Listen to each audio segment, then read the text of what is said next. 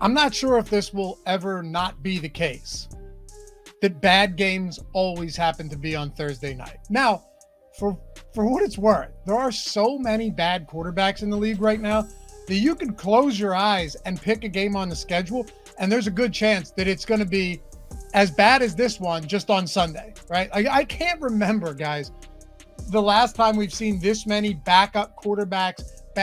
Tommy DeVito is starting for the Giants this week, and they have an 11-point implied total. So, I mean, I don't know, man. There's just a lot of bad quarterbacks. Today we get Tyson Bagent. We get Bryce Young. 38.5-point total between the Chicago Bears and the Carolina Panthers. Here's the silver lining for this game. I think there's some pretty good props that we can target, and I think there's some really sound reasoning behind a lot of these props. But before we do, let's take a look at the spread. Let's take a look at this game overall. I'm going to give you guys all the information on this I have. You can make your decision. You decide to tail me, fade me, doesn't make a difference. That's okay. I'm a lot more interested in props, but we'll hit on a side as well because that's what we do here on the show. By the way, I'm Dave Loughy with OddsShopper. Glad you guys are here. And I threw a bunch of bets up on Twitter yesterday for Sunday's games. I'll throw more up as they pop up today from the props world. If you want to follow me at Loughy_D on Twitter, that's where you can find me, LOUGHY_D. And of course, leave a comment down below your favorite picks for today. Where you at? Which side? Any props that stand out? Help the people out if you know what you're talking about. And we'll all win this one together. All right, so take a look here. Just go over to OddsShopper and see what it looks like. I wanted to pull this up for you guys because before we bet anything, let's try and find where the best odds are. There are some 3.5s out there.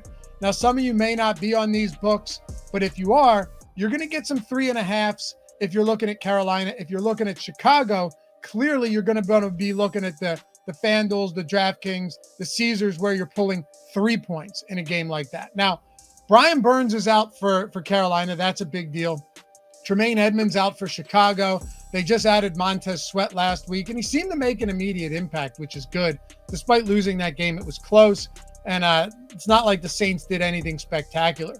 But when I see this game, just looking at it, kind of zooming out, taking a 30,000-foot view, I look at two teams who have not had particularly competent quarterback play. And I'm also seeing a Chicago Bears team that probably shouldn't be getting 3.5 points, laying 3.5 points against any team, no matter the venue. And that's really what it comes down to. Tyson Bagent, look, he's performed admirably for a guy that is a Division II player, right? Shepherd University, Tyson Bagent. And he's really kind of keyed in on guys like Cole Kmet, and they've gotten some decent results. They went 20 rushing attempts to D'Onta Foreman last week. It also looks like Khalil Herbert's not going to play in this game, so we could see a lot more Foreman. If you're looking props that way, Roschon Johnson has not been particularly involved. Even though we thought he might be, it's been a lot of D'Onta Foreman. But when it all boils down to it, I see two teams that struggle. I see a Chicago Bears team that has allowed the most passing touchdowns in the league this season at 20 passing touchdowns. Missing Tremaine Edmonds is a significant deal in this prop that we'll get to in a moment. But I like what we're seeing now with a different play caller in Carolina. Last week was brutal. They ended up, Bryce Young ended up throwing 2 pick sixes. But from an offense to offense perspective, they really did kind of outplay the Indianapolis Colts. Maybe the tide's turning a little bit here. And even if it isn't, if I could tell you that we're getting outside of a field goal, we're getting plus 3.5. When you're talking about two bad teams, two teams that, generally speaking, find ways to lose games, wouldn't you rather just have the team that is a 3.5-point dog and could lose it by a field goal in a low-scoring game? I mean, sure, if you're grabbing the Bears at 3 and they win by a field goal, it pushes. And maybe if they were at 2.5, we'd probably be saying, all right, screw it, just take them. But this is a numbers game for me. And this is why, like I said, clearly not a game that I feel great about. If you guys do, let me know. It's the props world that I think I'm going to live in today, and there's a couple of reasons for that. All right, so I mentioned this in my picks for every game video yesterday. This is a prop that I'm in love with today, and I bet it multiple times, so it could come back to bite me, but we'll live with the results. So we've got, nothing makes me feel better than when our tools match up with my thinking, right? Now, sometimes that could get you in trouble, but here's the thing. Chuba Hubbard over 12.5 receiving yards. Now, OddsShopper is a market-based approach, so it's just picking off the best lines compared to the sharper sports books and saying, whoa, this line is not where it should be compared to the sharp books. You should bet this because over time it's going to be profitable. The Chuba Hubbard, though, I was looking at this from an analytical standpoint before I came over here, and I go, wow, the Chicago Bears have allowed, get ready for this, friends, 578 receiving yards and 5 receiving touchdowns to opposing running backs this year. Nobody else, no other team has allowed more than 426 receiving yards. That is the LA Chargers. 578 receiving yards to opposing running backs this year. So on FanDuel, this is where I'm betting this because it's the best odds here. Minus 113, over 12.5 receiving yards. Look, Pinnacle's got it at 14.5, minus 127. DraftKings, 13.5, minus 120. This is my spot today. This is the bet I like the most. Chicago been carved up by opposing running backs. Miles Sanders, I know he was targeted last time a decent amount, but he only played 18 total snaps. Since they've changed offensive play calling, Chuba Hubbard's seen a far more expanded role. He's run 45 routes over his last 2 games, and the Chicago Bears can't stop opposing running backs.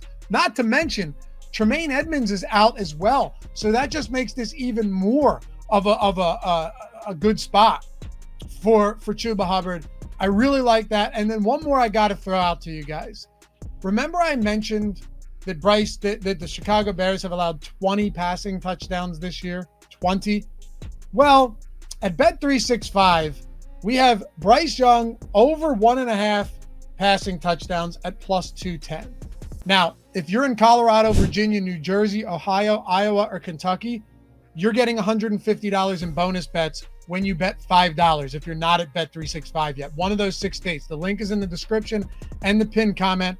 If you win those bonus bets, right, it's immediately withdrawable money. It's better than any drip bonus or match bonus you're going to get because you can take it out immediately after you win. Now, not recommending you do so, but you could if you wanted. You're not handcuffed like, 50 times playthrough and you're good. It's $150 in bonus bets for literally betting $5. Click the link. It takes 2 minutes to sign up. Deposit 10, but you only need to bet 5. And no matter whether you win your massive parlay or you lose, doesn't make a difference. $150 in bonus bets coming your way if you're in Virginia, Colorado, New Jersey, Ohio, Iowa, or Kentucky. 5 into 150. Best promo out there, particularly on books that you probably aren't at yet. And Bet365 has been around for a long time. Matter of fact, they pioneered live betting. I bet you didn't know that. Got to be 21 years or older to gamble, 18 plus in Kentucky. If you have a gambling problem, call or text 1-800-GAMBLER. But how about Bryce Young? Over 1.5 passing touchdowns. Now, of course, it's a plus money spot at plus 210, but I don't hate this. I really don't. I think you might begin to see, actually, look, it's a plus 220 now over at Bet365. You might start to see this offense open up a little bit. DJ Shark's not expected to play, so expect a heavy dose of Adam Thielen, rookie Jonathan Mingo. Expect Terrace Marshall to get a lot of opportunities as well. But I really don't hate this where we're getting good odds against a team that's allowed a league-high 20 passing touchdowns through their first 9 games. Pinnacle's got it under 200 at plus 199. Look at some of these. FanDuel plus 172, plus 220 on Bet365 look like a good spot. So, like I said, I lean the Panthers plus 3.5 only because you're getting that hook, not because I love that spot. I can't love every Monday night and Thursday game when it's the only game on the slate. I'm not going to lie to you guys for the purpose of doing a video. I do love the Chuba Hubbard over 12.5 receiving yards, particularly on FanDuel. We're getting the best odds. And on Bet365, total passing touchdowns, sprinkling on Bryce Young over 1.5 does seem to make a lot of sense against this pass defense for Chicago. And they, believe it or not, been a pass funnel defense this year, which makes a difference to me.